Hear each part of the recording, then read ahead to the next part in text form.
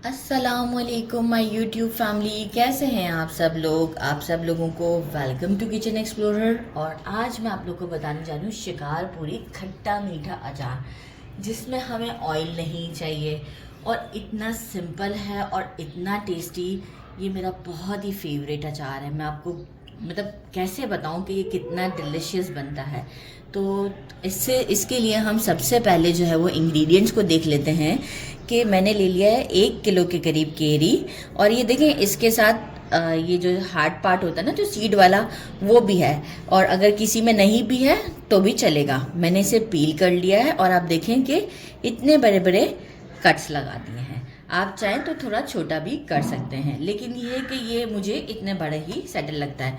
इसके बाद मैंने क्या किया था, इसे अच्छे से वॉश किया था। आप लोगों का वीडियो टाइम बड़ा ना हो जाए, अच्छे से वॉश कर, पील करने के बाद वॉश किया था और इस तरह कपड़े पे रख के धूप में 1 घंटे के लिए छोड़ दिया था। तो अल्हम्दुलिल्लाह ये बिल्कुल परफेक्ट हो जाए। कोई ओवरनाइट की ज़रूरत नहीं है, लेकिन बस धूप में थोड़ी देर के लिए छोड़ दिया था कि एक्सेस वाटर जो है वो कपड़े के अंदर भी चला जाए और थोड़ा सा एवोपरेट हो जाए। कुछ मसाले हमें चाहिए। 4 टेबलस्पून मैंने लिया था साबुत धनिया, और इसे क्या किया है, मोटा मोटा कूट लिया है। कुछ कुछ साबुत भी है और मोटा मोटा कूट लिया है। 1 टीस्पून कबाब चीनी है, जो कि बिल्कुल ही आप देखें कि ब्लैक पेपर की तरह दिखती है, लेकिन थोड़ी छोटी है और ये अंदर से होती है हॉलो। ये बिल्कुल हॉलो टाइप होती है और ये बड़ी टेस्ट में, अचार में अच्छी लगती है, लेकिन बहुत क्वांटिटी में भी नहीं। 1 टीस्पून कबाब चीनी, 1 टीस्पून ब्लैक पेपर, इन दोनों को मैं मोटा मोटा इसमें क्रश करूँगी, ज़्यादा नहीं क्रश करना है। 1 टीस्पून कलौंजी, 1 टीस्पून लेवल करके मेथी दाना, 1 टेबलस्पून सौंफ। इन सब चीज़ों को पहले मैं इनको पीस लेती हूँ, ठीक है, और आपको फिर एक साथ ही शो करती हूँ कि हमने कैसे मसाले को मिक्स करना है। मैंने मेजरिंग 1 कप, जो कि 1 पाव के बराबर है, मैंने लिया है शुगर। 1 टेबलस्पून हल्दी powder, 1 tablespoon red chilli powder, जो कि हमारा तीखी वाली होती है, 1 टेबलस्पून कुटी हुई लाल मिर्च, 1 टीस्पून जीरा एंड 1 टेबलस्पून सॉल्ट।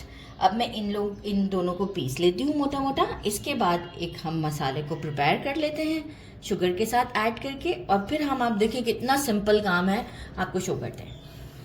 इसे भी मोटा मोटा कूट लिया है, सारे मसाले इसमें डाल दिए हैं और ये आप देख सकते हैं कितना मोटा मोटा कूटा है। शुगर हम इसमें ऐड कर देते हैं। अच्छा, अब हमारा काम बहुत आसान हो चुका हुआ है। एक अच्छा सा मिक्स देते हैं इसको।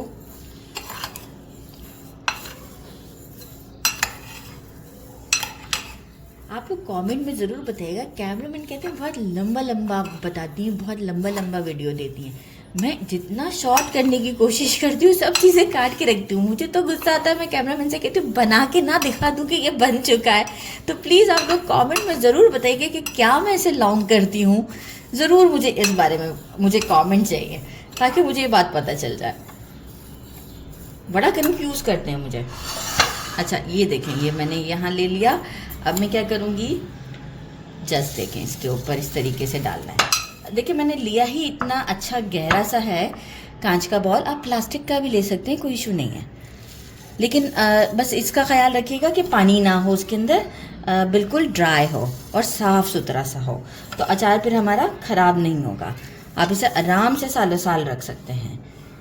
तो अब हम इसे ढककर 24, हमें कोई ज़रूरत नहीं है मिक्स करने की किसी चीज़ की। हम इसे ढककर 24 आवर्स के लिए छोड़ देते हैं। 24 आवर्स के बाद हम जो है वो मेजरिंग 1 कप विनेगर ऐड करेंगे। तो मैं 24 आवर्स के बाद आपको शो करती हूँ, और विनेगर हमें कौन सा ऐड करना है वो भी मैं आपको दिखाऊंगी कि इसमें जो है वो आप सिंथेटिक वाला नहीं यूज़ कर सकते। अच्छा कोई फ्लेवरफुल सा जो होता है, खट्टा मीठा सा, वो हमने ऐड करना है। तो ये मैं आपको शो कर दूंगी और उसमें बता भी दूंगी कि वैरायटी कौन कौन सी है कि आप डाल सकते हैं विनेगर।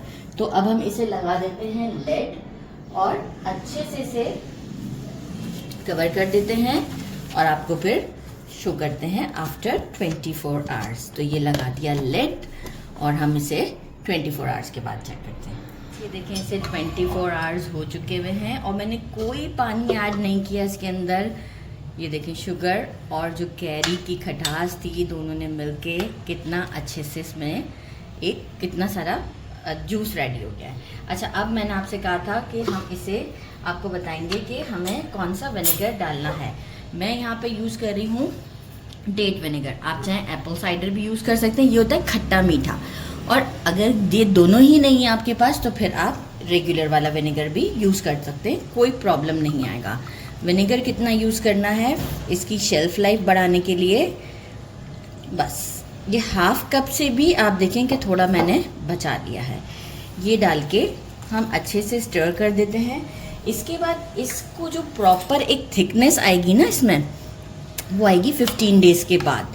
अभी तो ये कितना रनी रनी सा है, ये 15 डेज़ के बाद बहुत ही गाढ़ा गाढ़ा सा पल्प हो जाएगा। ये इसका सारा जो मिक्सचर है ये बहुत गाढ़ा हो जाएगा। तो मैं अब इसे डाल देती हूँ अच्छे से जार में, क्लीन जार में।